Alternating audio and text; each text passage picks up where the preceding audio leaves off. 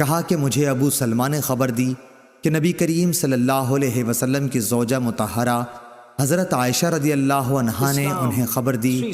کہ جب حضرت صلی اللہ علیہ وسلم کی وفات ہو گئی، ابو بکر رضی اللہ عنہ اپنے گھر سے جو صح میں تھا اپنے گھوڑے پر سوار ہو کر آئے، اترتے ہی مسجد میں تشریف لے گئے۔ پھر آپ کسی سے گفتگو کیے بغیر عائشہ رضی اللہ عنہا کے حجرے میں آئے،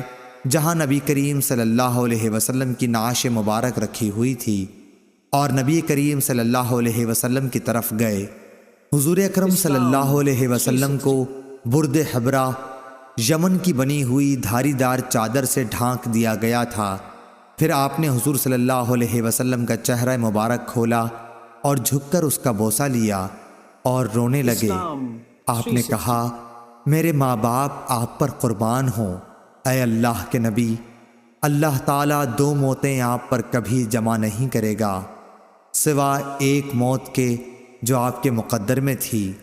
سو آپ وفات پا چکے۔